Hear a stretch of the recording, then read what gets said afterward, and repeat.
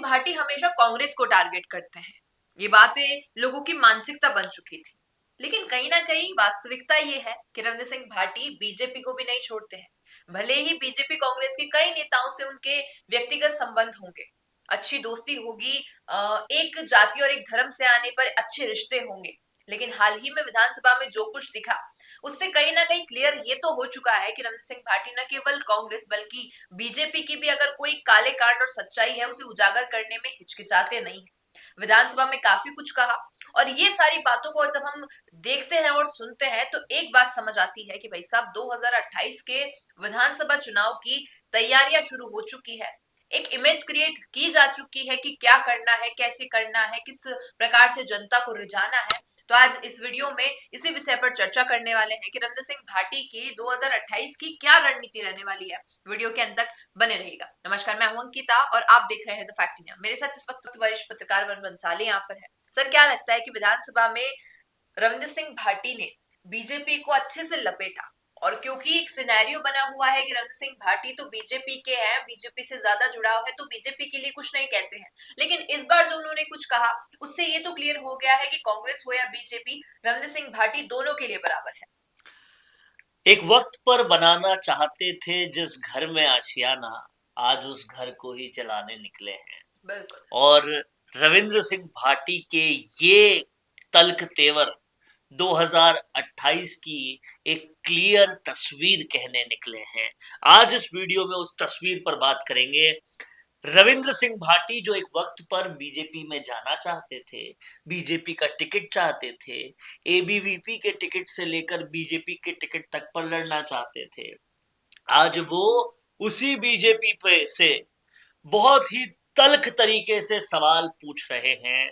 और इससे एक बात उन्होंने स्पष्ट कर दी है कि 2028 में किसी की तरफ कोई झुकाव नहीं होगा, किसी की तरफ कोई रुकाव नहीं होगा।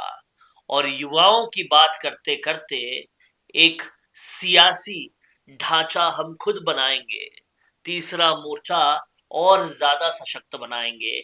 ये 2028 की तस्वीर अब सामने नजर आने लगी है। जिस तरह से युवाओं के लिए लड़ने के लिए रविंद्र सिंह भाटी ने एक ट्रेलर दिखा दिया है कि आने वाले वक्त में युवाओं की लड़ाई कौन लड़ेगा, मुद्दों पे बात कौन करेगा, कौन पक्ष विपक्ष दोनों को अगर युवाओं के लिए लताड़ना पड़े तो लताड़ेगा। और ये रविंद्र सिंह भाटी ने करके दिखाया है।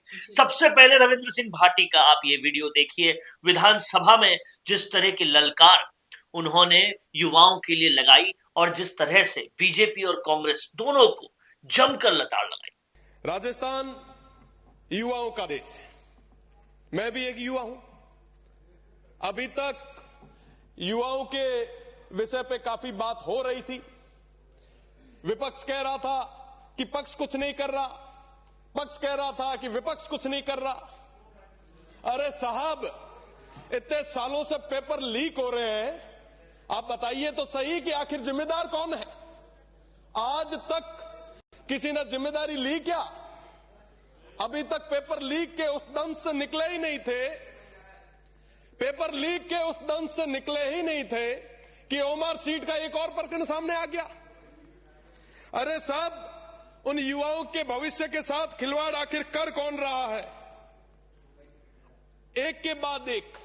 साहब, हम हमेशा देखते हैं जब भी कोई परीक्षा होती है, बहनों के मंगलसूत्र उतार दिए जाते हैं, उनकी चोटियां काटी जाती है, मेरे सिख सरदार भाइयों की पग उतारी जाती है, और वो तमाम लोग इसलिए सहयोग करते हैं कि काश ये पेपर लीक रुक जाए।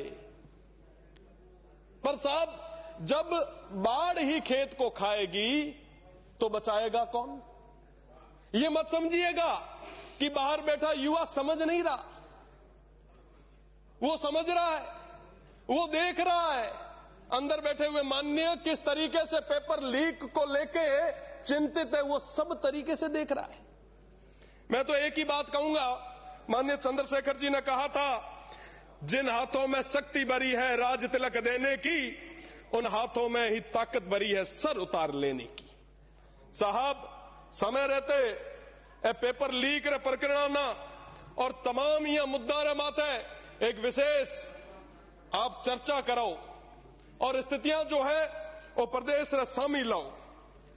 तो तल्ख तेवर आपने देखे रविंद्र सिंह भाटी के। ओएमआर शीट से लेकर झरझर स्कूलों दोनों पर उन्होंने बात की और दोनों पर एक ही चीज बोली कि पक्ष विपक्ष दोनों एक ही तरह से काम करते हैं, दोनों ही पेपर लीक करवाते हैं और दोनों ही स्कूलों की मरम्मत नहीं करवाते हैं और एक दूसरे पर आरोप प्रत्यारोप की नौटंकी करते हैं।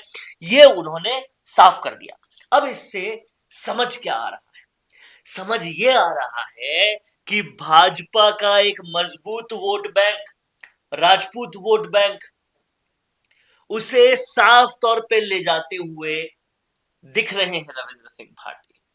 दूसरी तरफ समझ यह आ रहा है कि युवाओं को अपनी तरफ खींचते हुए दिख रहे हैं रविंद्र सिंह भाटी।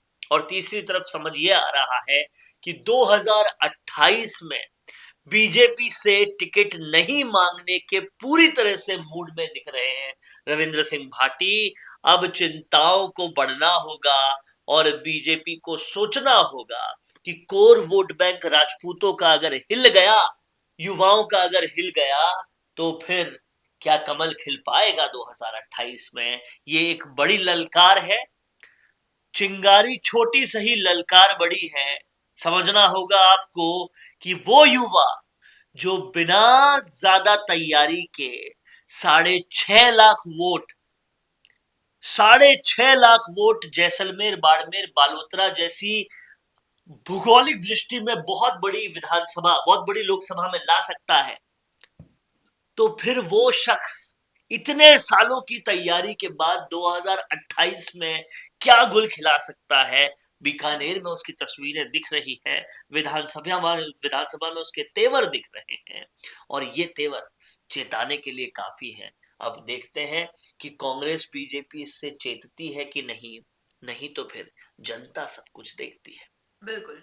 और जैसे सर आपने शुरुआत में एक शायरी से शुरुआत की थी कि जिस घर में जाना चाहते थे अब उसी को जलाने लगे, तो क्या उन्होंने एक्सेप्ट कर लिया है कि भाई साहब अब बीजेपी की राह नहीं चुननी है क्योंकि विचारधारा मेल नहीं खा रही है? और कहीं ना कहीं एक परसेप्शन बन चुका है कि अब रविंद्र सिंह भाटी निर्दलीय ही रहेंगे। और हालांकि वो बीच में नींव आई जब, तो लोगों को लगा था कि शायद पार्टी आने वाली है, लेकिन ऐसा कुछ नहीं रहा। तो एक परसेप्शन अब ये भी बन गया है कि रविंद्र सिंह भाटी निर्दलीय ही रहेंगे, हमेशा युवाओं के लिए, जनता के लिए लड़ते रहेंगे। किसी भी पार्टी की विचारधारा से उनकी विचारधारा मेल नहीं खा रही है, तो उन्होंने भी स्वीकार लिया है कि अब तो लपेटे में लेना ही है, क्योंकि जो काम मुझे करना है वो करने नहीं दे रहे हैं। और कई बार बाड़मेर के क्षेत्र में भी आपने सुना है कि कहा गया है कि कलेक्टर महोदय उन मंत्रियों की सुनती है जिनकी चलती है, हमारे को तो कोई जवाब भी नहीं देती है, ना हमें ये बताती है कि कहाँ पर कितना पैसा खर्च हुआ। तो ये सारा गुस्सा एक जगह आके निकल गया।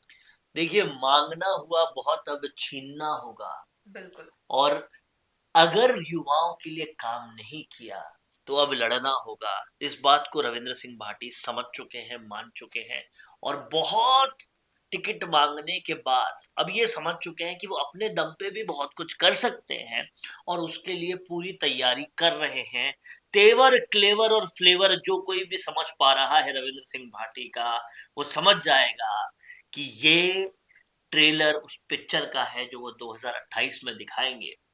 और अगर उन्होंने ऐसी ही पिक्चर दिखा दी तो यकीन मान के चलिए, एक अंडरलाइन बात करके चलिए कि खोज रहे हैं लोग विकल्प कांग्रेस और बीजेपी का, और वो विकल्प देने को तैयार बैठे हैं रविंद्र सिंह भाटी, हनुमान बेनीवाल, नरेश मीणा जैसे नेता। अब देखना ये होगा कि पार्टियां क्या कुछ इतना कर पाती है, दोनों बड़ी पार्टियां, कि फिर से विश्वास जगा पाए जनता में। अगर नहीं तो फिर ये जो नेता है ये सब चमक रहे हैं। इनको आप इस बात को समझिए, महज 2 महीने की मेहनत से नरेश मीणा 50,000 वोट ले आते हैं। महज थोड़ी सी मेहनत में रविंद्र सिंह भाटी शिव जीत जाते हैं। उसके बाद महज 3-4 महीने की मेहनत से वो बाड़मेर, जैसलमेर, बालोतरा जैसी बड़ी लोकसभा में 6.5 लाख वोट ले आते हैं और बीजेपी को पछाड़ देते हैं। तो ये तो थोड़ी सी तैयारी का एग्जाम्पल था। और अब ये तीनों इतने सालों से टोटल एक्टिव दिखाई दे रहे हैं, हनुमान बेनीवाल भी, नरेश मीणा भी और रविंद्र सिंह भाटी भी 2-2, 3-3 साल अगर मेहनत करेंगे, ये इसी तरह से अनवरत करते रहेंगे, तो 2028 में पूरा गेम बदल देंगे। और उसका ट्रेलर विधानसभा में रविंद्र सिंह भाटी की ये ललकार, बीकानेर में रविंद्र सिंह भाटी की वो फटकार, और खेजड़ी के लिए जो आंदोलन कर रहे हैं उसका वो तेवर साफ दिखाई दे रहा है कि 2028 की तस्वीर इतनी आसान नहीं होगी बीजेपी कांग्रेस के लिए, अगर उन्होंने कोई बड़े परिवर्तन अपने अंदर नहीं किए तो।